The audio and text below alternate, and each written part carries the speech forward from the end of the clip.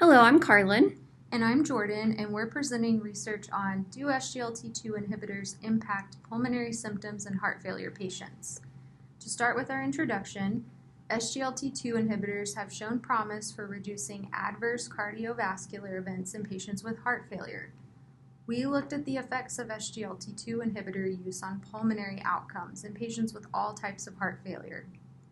With comorbidities like pulmonary hypertension, we looked at the evidence of pulmonary function in patients with heart failure through echocardiogram. We want to determine the use of SGLT2 inhibitors to alleviate pulmonary comorbidities in heart failure patients.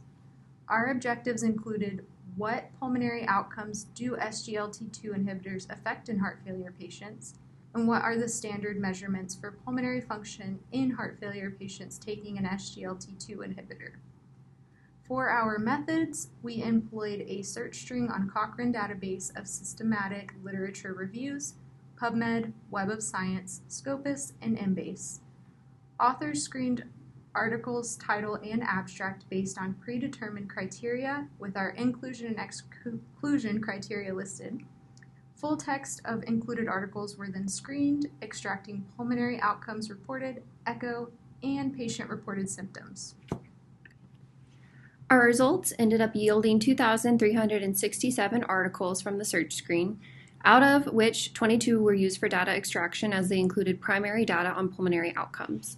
The pulmonary outcomes reported in each of the studies included 9 articles of pulmonary artery systolic pressure, 7 for tricuspid annular plane systolic excursion, 13 for mitral valve pressure or velocity, 4 for right ventricle pressure and volume, 3 for right atrial pressure and volume, 16 for left atrial pressure and volume, and all studies included ejection fraction, as well as 19 studies included New York heart failure classification as a way to measure the staging of the disease. In terms of adverse drug events reported, 1 article reported pulmonary adverse events and 8 reported non-pulmonary adverse events. Our conclusion from our results is that pulmonary outcome measures are not standardized across the articles, and that a complete echocardiogram was typically not performed fully or reported fully in the research. While there are articles that are reporting pulmonary outcome measures, none were explicitly looking at how SGLT2 inhibitors impacted pulmonary symptoms specifically.